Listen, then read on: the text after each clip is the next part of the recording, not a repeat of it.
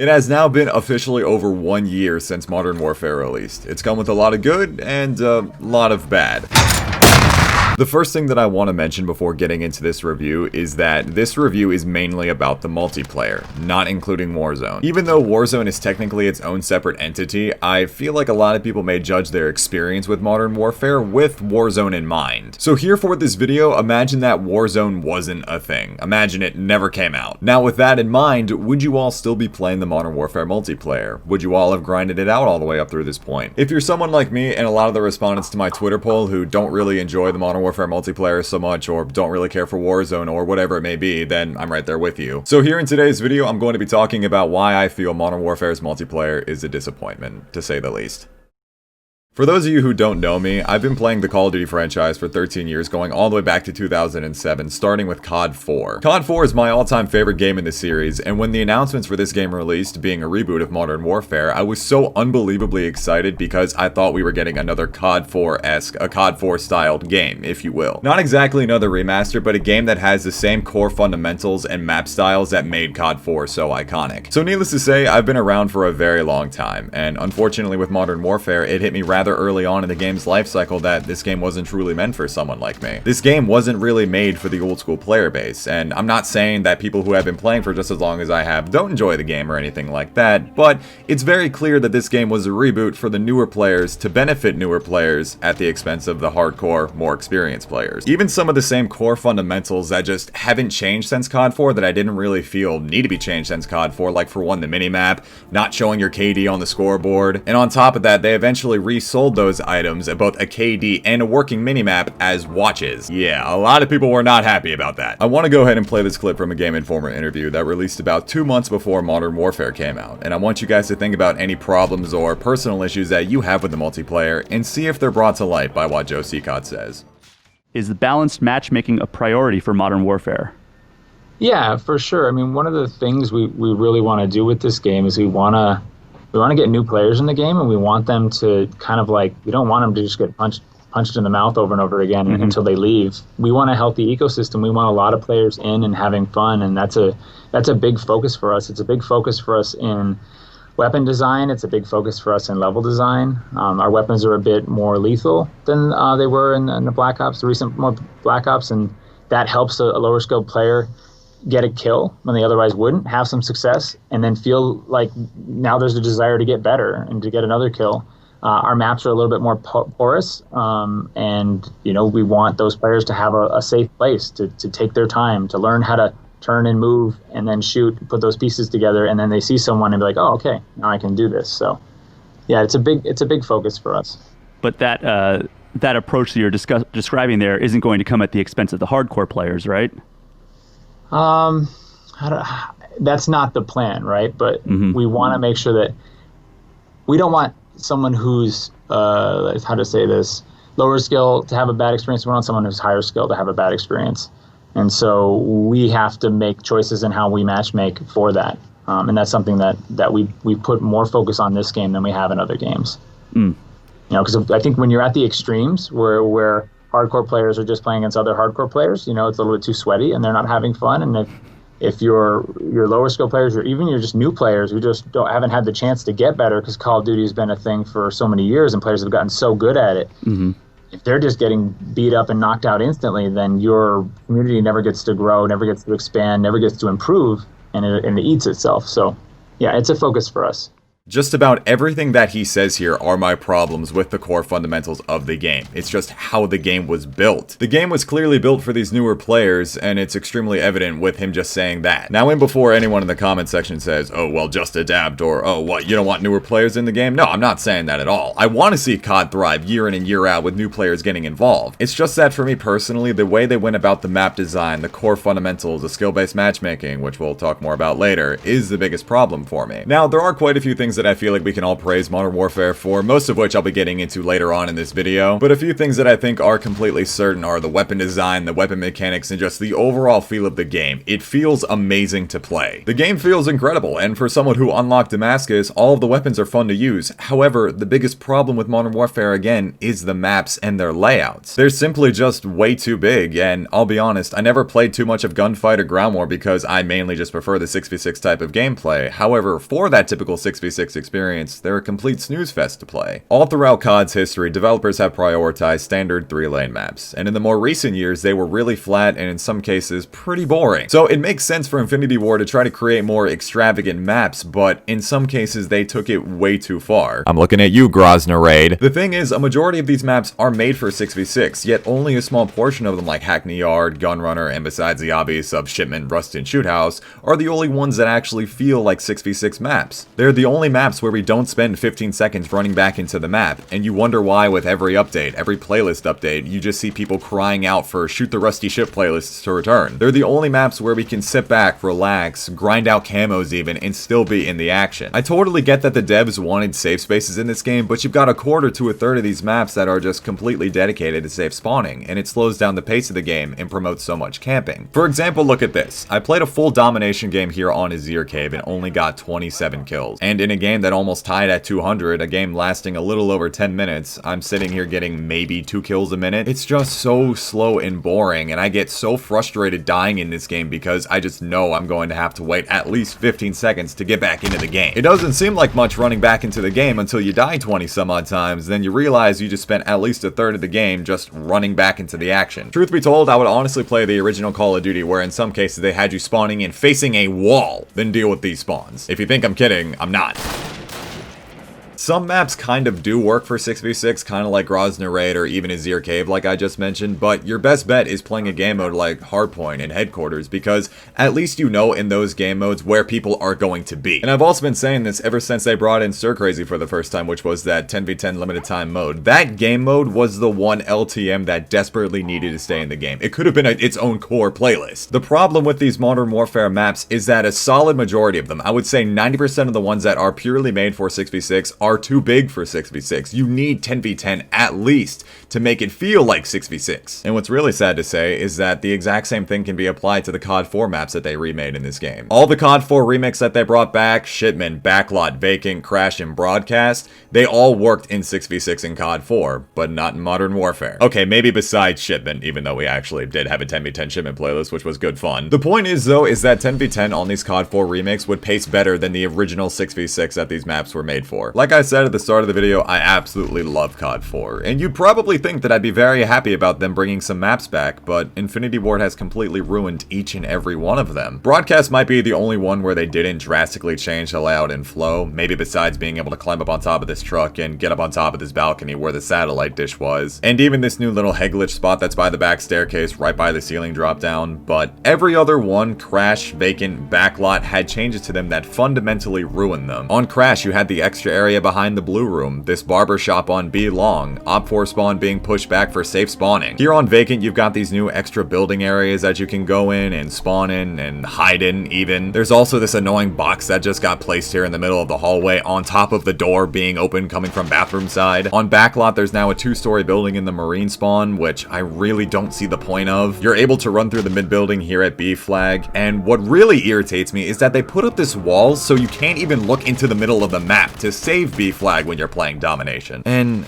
this parking lot here, just why? Why was this needed? And lastly, we have Shipment. I feel like I don't even need to say this, but this is arguably the worst map ever created in Call of Duty. At least from a design aspect, I really do think this is just bad. I honestly think I would rather just play the Ghost remake called Showtime, which was Shipment, but with a second ring around it. It was turned into a death arena. It was really, really weird if you actually played it. Well, isn't this exciting? No one's scoring. But anyways, I get it though, it's Shipment. It's supposed to be mindless, chaotic fun, but they completely mess with the layout here too. In contrary to my complaints about spawning too far away, this map literally spawns you into bullets because there's no longer the angled crates that at least give you some protection. It just irks my soul to the core how badly the designs on these remakes were. And I know I might be nitpicking, but going back to the CoD4 maps, they work for a reason. The flow, spawn logics, and rotations, it all makes sense. I feel like you could take a map like Block. For those of you guys that played Block, I know there was a lot of people that didn't really like this map. It would probably be, in some people's eyes, the worst map in CoD4, for 6v6 at least. It really wouldn't surprise me if they brought back Block into Modern Warfare, and say you die at B flag, they would have you spawning in the cut basketball court in SAS spawn. That's how far back they push you, that's how safe they want you to spawn in this game. It's extremely disappointing to me seeing how these remakes were handled and designed, and it honestly has me worried for the future that if they do continue to bring back these maps not only into Modern Warfare 2019, but if they're going to remake more maps for the sequel to this game, it just has me worried about how they're going to handle it. I feel like if you're going to remake and remaster a map, it does make sense to like make it fit the theme of the game, but don't change anything about the layout if you don't have to. I feel like you're just doing extra work, and I just feel like in the long run, it would be much better. It would be a much better fan service and a dedication to the players that have just been playing the game for so long if you just left the map as original as possible. Scrapyard and Hard Hat were also brought back, and even if the layouts are just about identical, they still change minimal things about it that would make a difference when you're in certain scenarios. The spawns are also a mess here too, spawning literally across the entire map from the objective at almost all times. They surprisingly also brought back Harbor from the original Call of Duty, and they messed a lot with it too. I don't know where like the lines of sight. Why can't I just sit here and look at the door? Why'd you put that there?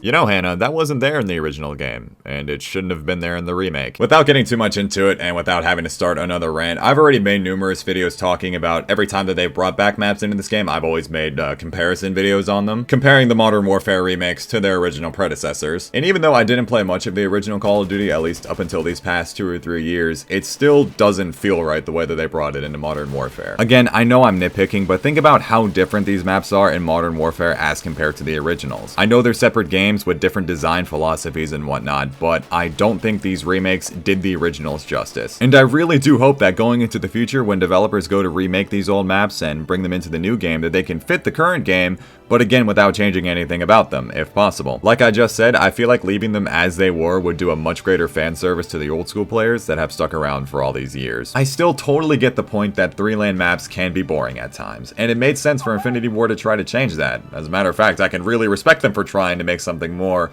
realistic and immersive. But again, in certain aspects, they just took it too far, and it really just goes to show that you can have these bigger maps for 10v10, 12v12 game modes, but you need these 3-lane maps because they work. At least you know when you're playing them that you're gonna find people relatively easy enough and don't have to run nearly 100 meters just to get back into the middle of the map. Modern Warfare has some of the nicest gun mechanics we've ever seen in the Call of Duty series, and I really do hope that we can see more of this style going forward. Even if the weapons, especially the snipers, were definitely balanced around Warzone, the game for the most part felt really balanced, and in a weird sense it honestly kind of reminded me of Modern Warfare 2, where almost every gun is OP in their own sense. Problem again though is that 90% of the maps that are made for 6v6 aren't ideal for 6v6. Granted, even though they're not the best, I would still rather play the CoD4 remakes, and truthfully, it doesn't matter how good the weapons feel because of how slow and bad the maps play out. All in all, I really dislike the maps and their design here in Modern Warfare because they are 100% made for campers. For players like myself, and assumingly most of you guys watching this video, we get punished for trying to rush and be aggressive, and it killed a lot of the fun for me personally. Again, it's just really disappointing how slow and campy this game turned out to be.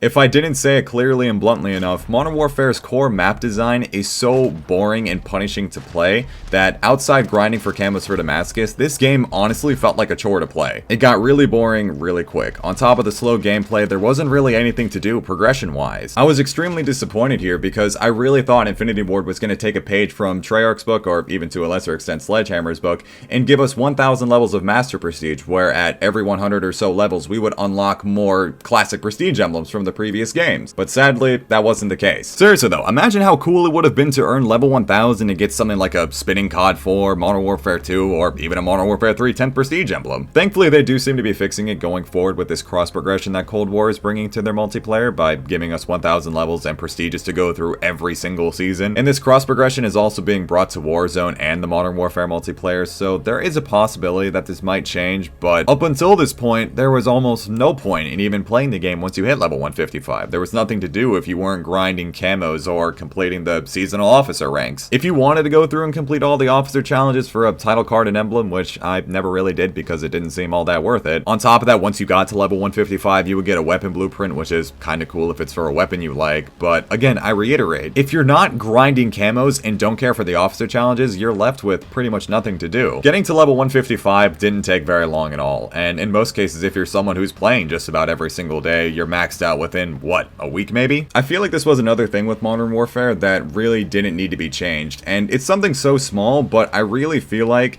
capping levels at 155 really crippled the player retention and longevity of the game's life cycle. See, we all love double XP weekends because it gives us a chance to slob out the game, play with friends, and work towards getting a higher rank, work towards unlocking that cool throwback prestige emblem or whatever it might be. Being level 1000 with a throwback emblem was quite the achievement, and people know how much time you put into the game. Unfortunately, we don't have that here. We can really only say, oh hey, my total officer rank is blah blah blah, but nothing to show for it. There was no excitement for double XP weekends for me personally, because once they hit, I was almost already maxed out, and even so, there was less of an incentive to grind because what's the point? I can't prestige anyway. So it's kind of like, what's the point in sweating to 155 if you're just gonna get reset in like 6 to 8 weeks anyway? From my understanding, the reason why seasonal ranks were implemented in the first place was for those people who don't play as often and don't want to have to feel like they have to re-unlock things to keep progressing in the game, which I totally understand, but on that same note, it's an option. Like, if you don't want to prestige, just don't prestige. You're not being forced to prestige. You can stay at level 55 and keep everything you unlocked and go grind out camos and have fun with the game. Prestige mode is there for those players that want to grind, that want to chase those high levels and high ranks of prestige. No one's forcing you to prestige. You don't have to if you don't want to. I never understood that part, honestly. Overall, I really feel like Infinity Ward tried a lot of new things with this game, and a lot of things unfortunately got changed that really didn't need to be, and one of them was here with progression and rank. I'm genuinely so excited to know that when we grind out Cold War, we're going to be able to earn these legacy prestige emblems like we have been in the previous Black Ops games. Getting prestige emblems from World at War up through Black Ops 4, it's going to be so cool, but again, with this new cross progression thing that's coming in with Modern Warfare, maybe it'll be brought back to Modern Warfare. It's just, who knows? I guess we'll just have to see what happens, what they do with year 2 updates. It was such a shame though. I really wanted to grind this game out and get to like level 1000 and have a CoD4 10th prestige emblem. Unfortunately, we didn't get that.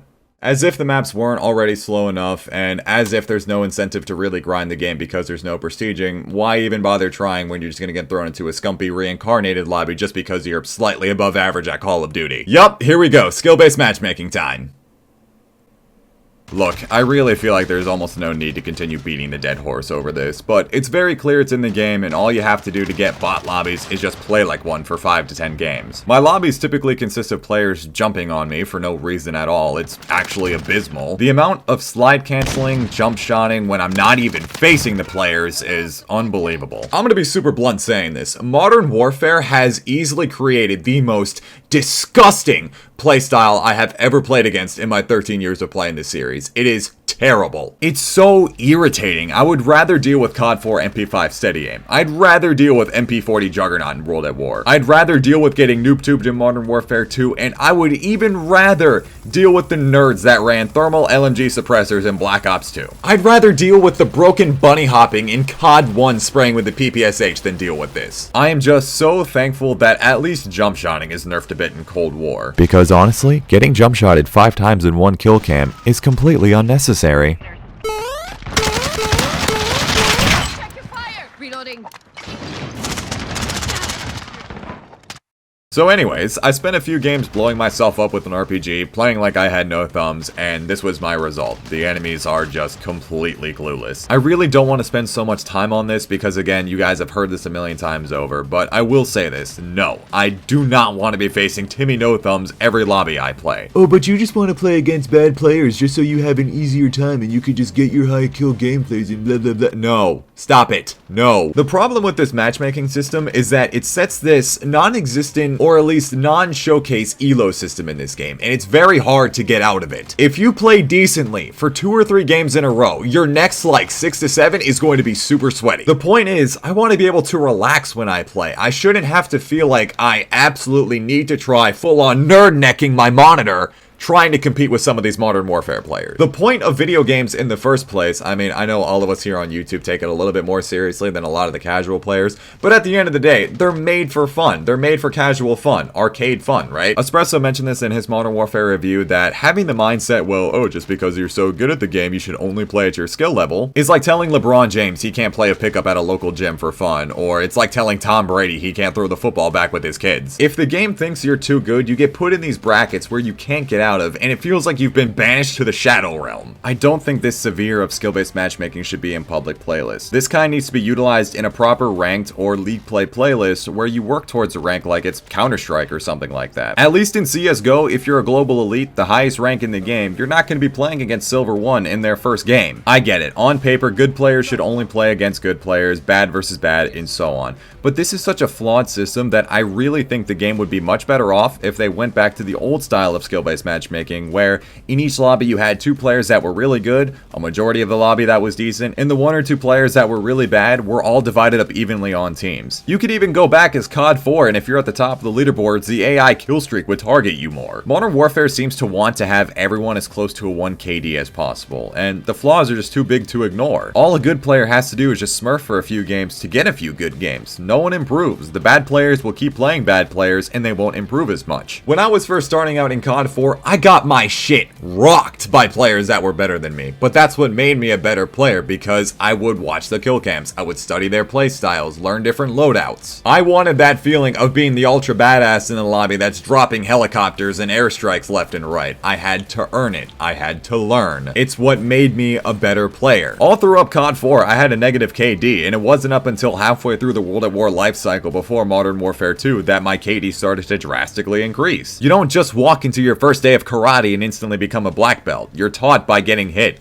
knocked down, and earning your way up by training and sparring with those that are better than you. I don't know if that's the best example in the world to give, but the point of the matter is that the current system that they have is so flawed to the point that you have pro players like Scump that are actively reverse boosting to get into these little Timmy lobbies. Obviously, that shouldn't be a thing, but that's how flawed it is. This current system doesn't work. It doesn't help anybody at all, especially the newer players that it's trying to protect. Like I said, I would prefer the old style of skill-based matchmaking by evenly balancing the best and worst players on separate teams, but one system that could be really beneficial is looking back at World at War. If you guys remember how in World at War, if you were levels 1 to 7, you can play in the bootcamp playlist. If you're unfamiliar with what the World at War bootcamp playlist was, it was a playlist of team deathmatch where you would play from levels 1 to 7, playing against similar levels while you were learning the game. And I really do think that this is a structure that Activision could follow with skill-based matchmaking. Have players within a certain threshold of playtime play against similar skilled players, some better, some worse, that are all within that same time threshold. Once they've played a certain amount of hours and achieved a certain rank, they're phased out of that severe skill-based matchmaking to where it's more toned down towards the old school version of it, or at least some iteration of it. That way the newer players and the more casual players who don't play as much as the hardcore grinders wouldn't come against each other up until much further down the line. And that the newer player has the experience and time played under their belts when they get out of that bracket, they know how to play the game. They know how to point, shoot, and put those pieces together. I'm not saying my idea is completely flawless by any stretch of the imagination. I just think it would be a lot better than this current, blatant, easily manipulative system that we currently have with the skill-based matchmaking. Other than all of this, I would highly recommend checking out Sour's video on skill-based matchmaking. He pretty much hits the nail on the head with a lot of points that I agree with, so feel free to go ahead and check that out if you wish. Link is in the description. In a weird way, it almost doesn't feel real that the sun is setting here on Modern Warfare. This year has truly flown by. Now I know throughout the course of this video I have been pretty negative and very critical of Modern Warfare, but I don't want to end this video on a bad note, because the truth of the matter is that I do enjoy this game. I enjoy this game in very, very short bursts though. There is a lot that Infinity Ward really nailed and really did well with Modern Warfare that I would honestly love to see brought back in future CODs. Aside the free-to-play Warzone, obviously, Modern Warfare has done some things exceptionally well. First, of course, being crossplay.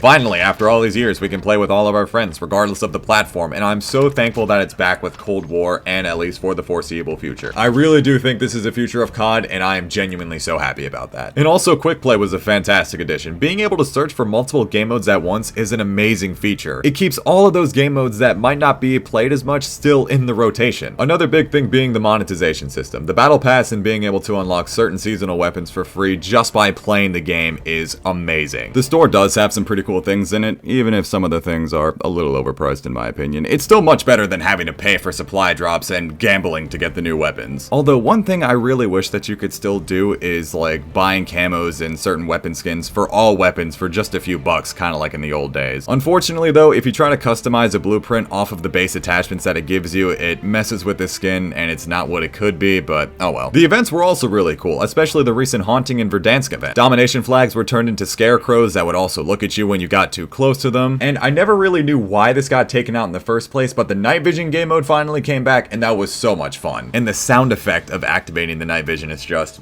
chef's kiss. It's beautiful.